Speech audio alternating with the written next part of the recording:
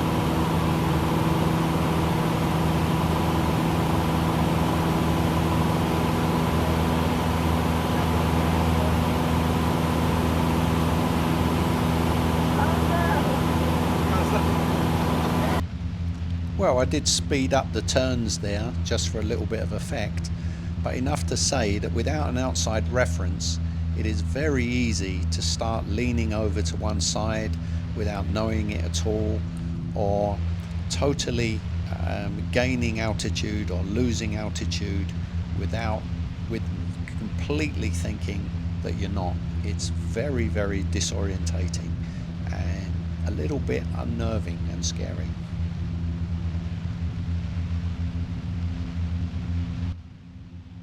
An absolutely beautiful day to be flying along the coastline of Jomtein Beach. So as we proceed along Jomtein Beach, we come to Ocean Marina, and then when we get over the marina, we start to bear off southeast towards Utapao Airport.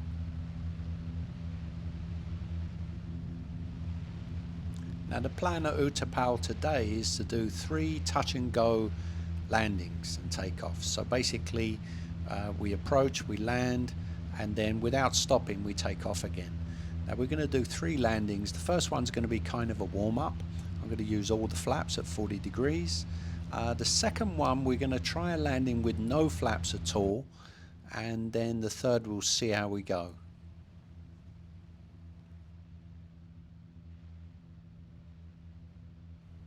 Now, Utapao Airport has a very, very big runway, and it was actually built by the US military during the Vietnam War, and we really do feel in a small plane as though we're on a ridiculously long runway. It's about 4 kilometers long, but it gives us some advantages in terms of practicing and quite a lot of leeway to make mistakes one direction or the other.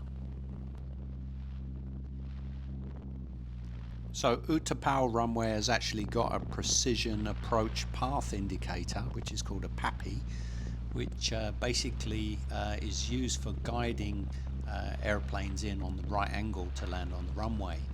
But we tend to ignore this on a small plane because we're landing at a different angle and we've got a lot more leeway to land. You might be able to see the lights as we get a little bit closer. A PAPI system has actually got 4 lights, and an ideal landing angle will give the pilot a view of 2 red lights and 2 white lights. Basically the reds mean they're low and the whites mean they're higher. So if you have more reds, you're too low. If you have more whites, you're too high. Our goal when trying to land is to land at the slowest, safest speed and avoid a stall. And the plane will stall at 55 knots, and so in order to give us some leeway, our target speed is 65 knots, and we try to maintain that all through the approach and at the final approach.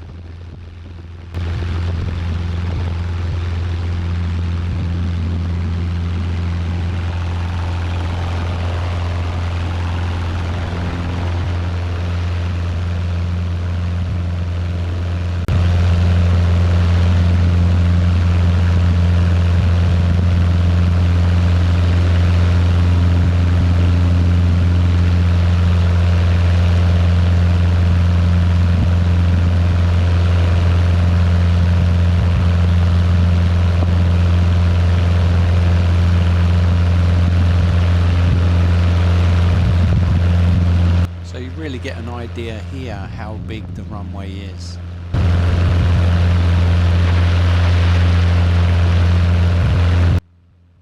And the runway we just landed on is runway 18, which means it's set at 180 degrees. Now the reciprocal of that will be 360 degrees facing the other way. It's a different runway, even though it's the same piece of tarmac. It's a different runway with a corresponding different name, and it's facing in the opposite direction. And as you know, 360 degrees is pointing due north, so we just landed on a runway due south.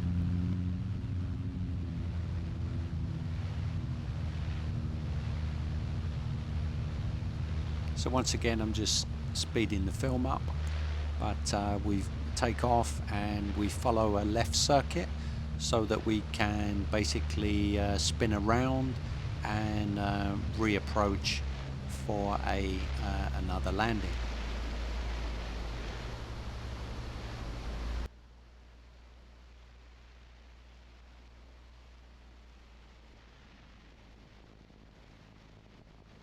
And this time we're going to land without using any flaps, so our speed, our corresponding speed, is a lot higher, and our approach needs to be a little bit different.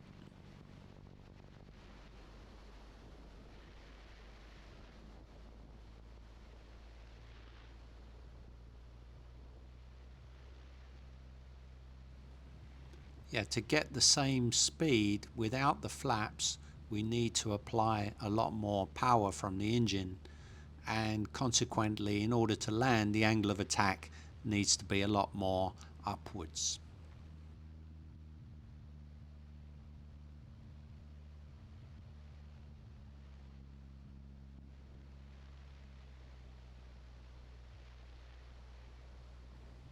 As you can see, we're coming in quite a bit faster, and we don't get that extra lift that we normally have if we've got the flaps engaged. The idea is to keep a steady descent and a steady speed, and then as soon as we're safely over the runway, to bring the nose up to a straight level where basically as the speed reduces, the plane just falls onto the runway, and as that happens we just pull the front up.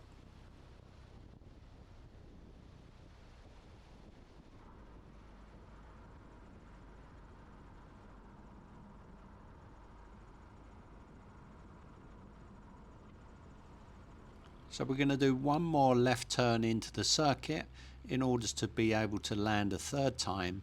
And my goal here was actually to improve on the first landing.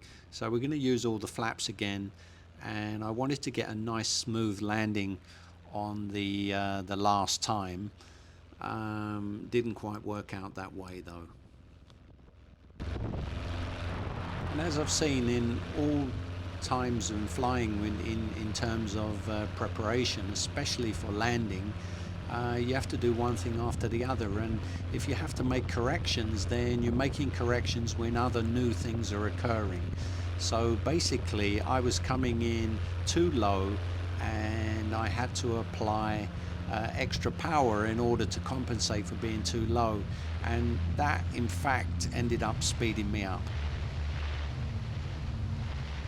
So the conclusion was I was going too fast into the approach. I was a little bit low as well, and that kind of messed up the last landing.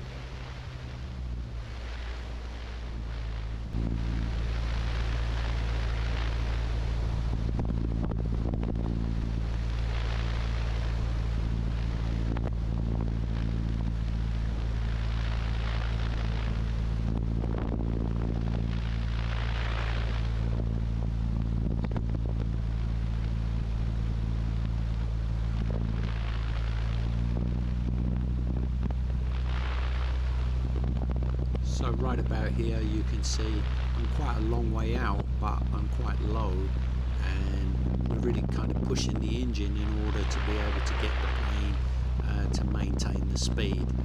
And with flaps at 40 degrees, there's quite a lot of extra drag.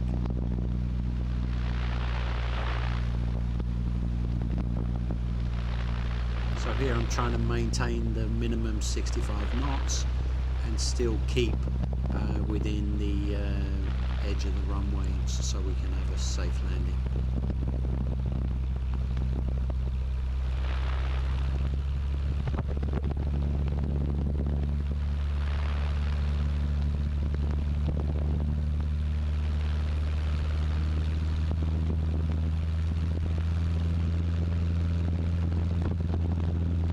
So part of the key skill is balancing the fact that when the plane descends, it will speed up, and when you're trying to gain altitude, you'll need more power. You'll basically slow down. So you need less power if you're descending, more power if you're ascending, and getting the combinations of those right while you're trying to gradually descend slowly can be a challenge.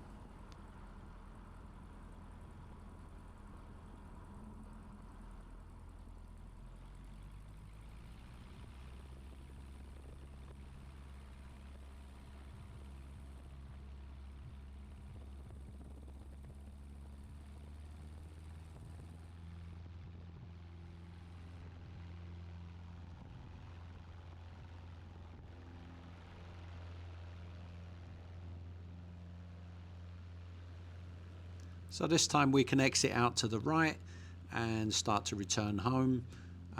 We fly across the main terminal, and most of the hard work for the day's been done.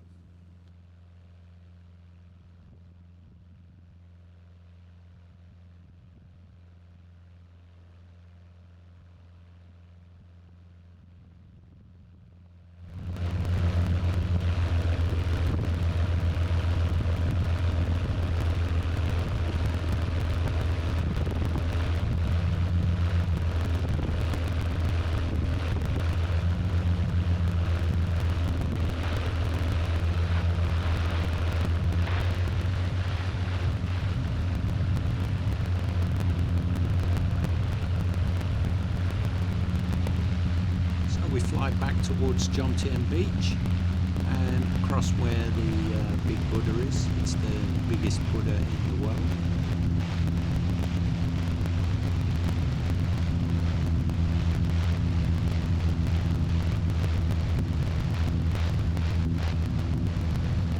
Approaching Jomtein Beach, and wow, such a beautiful day today. Just really great to enjoy the view as we go past Ocean Marina.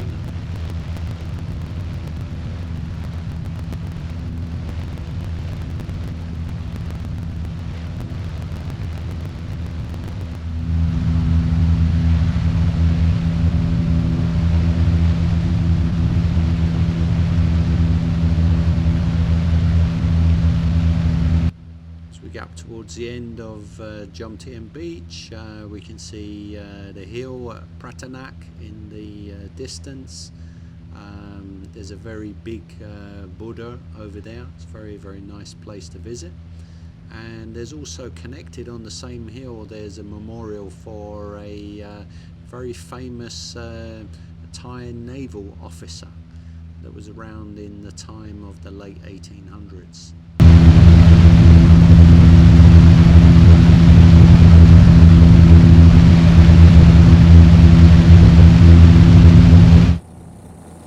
And what a view over the top of Pattaya City. It's I guess connected in many ways to Utapao, in the sense that when the US military built Utapao Airport, it became a military station, and the military started to center and stay in Pattaya town, and that's where the Pattaya nightlife really comes from.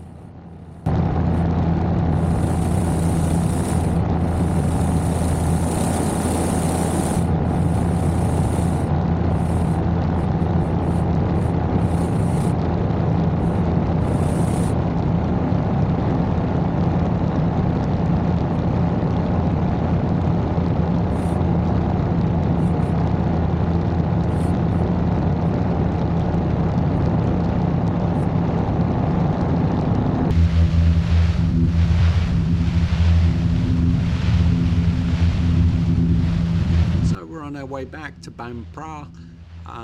As we approach, we see the very big reservoir at the north of Sriracha town, and as we approach the hills there, we're coming in, we put the landing lights on, and we prepare to land.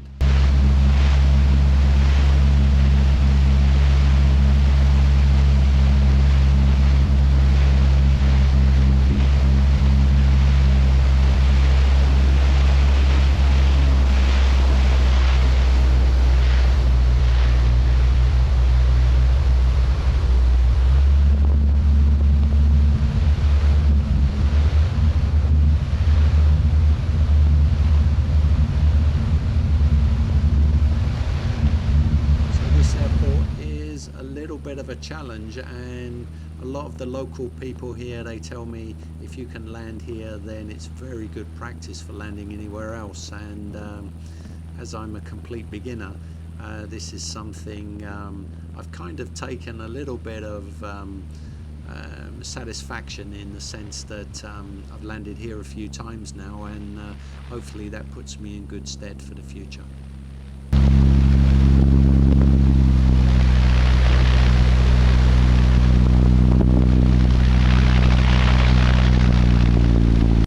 So once again, it's all about preparation for the final approach and a safe landing, and nothing really changes. We've got a very short late turn for the final approach, but basically the preparation for the landing is the same as it would be anywhere else. We adjust everything to get a safe speed of 65 knots. And that gives us a little bit of leeway so we don't stall the plane. And then during the final approach, we adjust the speed, we adjust the throttle in order to be able to bring that speed down to something approaching 55. We bring the nose up over the runway, and we get to a safe height above landing, and the plane just drops nicely onto the runway. We pull the front up. We avoid touching the front wheel down at the same time, or certainly not before the two back wheels have landed. Once the two back wheels are safely down on the ground, we're using the rudder all the time to steer the plane to the center line, and then the front will naturally just come down after that.